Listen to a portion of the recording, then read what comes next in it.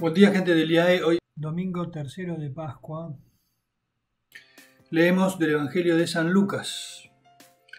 El primer día de la semana, dos de los discípulos iban a un pequeño pueblo llamado Emaús, situado a unos 10 kilómetros de Jerusalén. En el camino hablaban sobre lo que había ocurrido. Mientras conversaban y discutían, el mismo Jesús se acercó y siguió caminando con ellos. Pero algo impedía que sus ojos lo reconocieran. Él les dijo: ¿qué comentaban por el camino? Ellos se detuvieron. Con el semblante triste, uno de ellos, llamado Cleofás, le respondió: ¿tú eres el único forastero de Jerusalén que ignora lo que pasó en estos días? ¿Qué cosa?, les preguntó.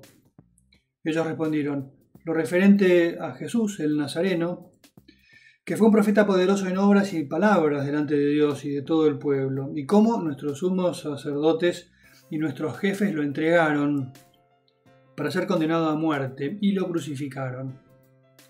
Nosotros esperábamos que fuera Él quien liberara a Israel. Pero todo esto ya van 3 días que sucedieron estas cosas.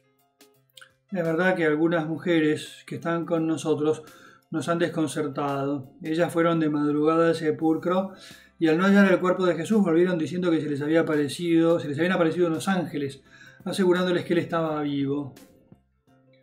Algunos de los nuestros fueron al sepulcro y encontraron todo como las mujeres habían dicho, pero a Él no lo vieron.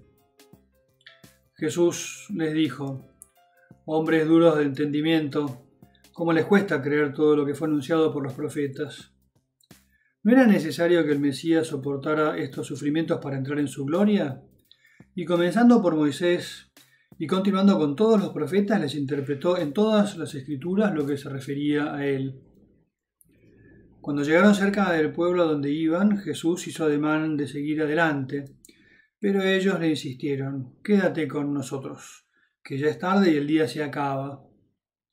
Él entró y se quedó con ellos. Y estando a la mesa, tomó el pan, pronunció la bendición, luego lo partió y se lo dio.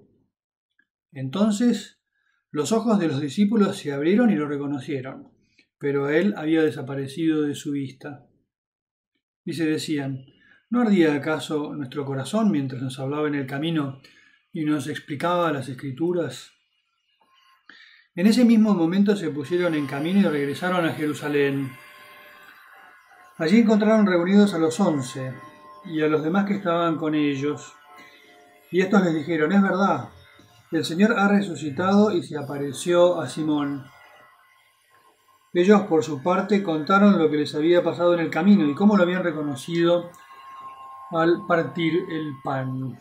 Estructura, decía, ¿no?, estos días de un relato que se va repitiendo. Jesús, que se acerca a sus discípulos resucitado, y los suyos no lo reconocen de entrada.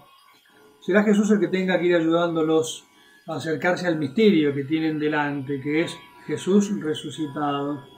Es muy simpático el diálogo en el cual Jesús les pregunta de qué venían hablando, y ellos le cuentan de lo que acaba de pasar estos días. ¿Qué pasó? Pero como sos el único de Jerusalén que no se enteró lo que pasó, y Jesús, si hubiera sido porteño, hubiera podido responderles de algún otro modo, como diciéndole: ustedes no se enteraron de lo que pasó estos días.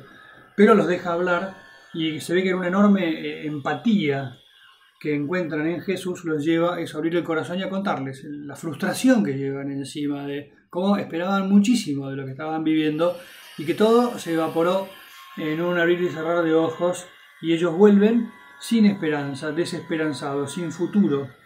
Y el Señor los hace recorrer las profecías, desde Moisés, pasando por los profetas, todas las que hablaban de lo que iba a suceder, y los va ayudando a reinterpretar lo que han vivido, de manera que ellos se van como acercando al misterio.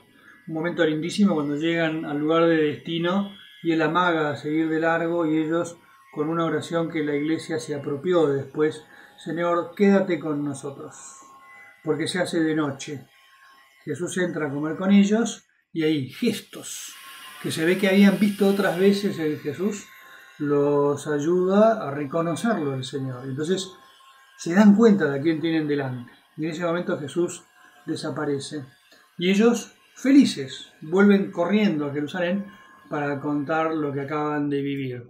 Esquema de las apariciones de Jesús, pero también una estructura de cómo podría ser nuestra vida cristiana. El encuentro personal con el Señor. Él va a venir, de alguna manera, en algún momento. Está constantemente viniendo y poniéndosenos cerca. Las palabras de un amigo, una lectura que tenemos, un suceso duro o alegre que vivimos. Dios trata como de hablarnos en voz baja y nos pide que pongamos atención. Atención a las Escrituras. Y entonces el Señor va ayudándoles a entender lo que habían dicho los profetas. Para nosotros hoy, la Eucaristía, se sienta a la mesa con ellos. Y entonces, un itinerario que parece problemático, largo y bastante complejo. Terminan creyendo y encontrándose verdaderamente con Él, ahora sí resucitado, que hace explotar en ellos una alegría enorme que los lleva a comunicarlo a los demás. Esquema decía de las apariciones, pero también de lo que es la vida cristiana. Tenemos que buscar ese encuentro con el Señor, que es invisible a nuestros ojos, pero Él se va asomando de distintas maneras, pero tenemos que tener los oídos atentos para no vivir de un modo frívolo sin ser capaces de entender qué es lo que Dios nos va diciendo durante el día. Las palabras de alguien en mi familia, una lectura, una predicación que escucho un domingo en misa, la lectura de la palabra de Dios, esta costumbre, ¿no?, de tratar todos los días de acercarnos a la palabra de Dios. Jesús está constantemente apareciéndosenos.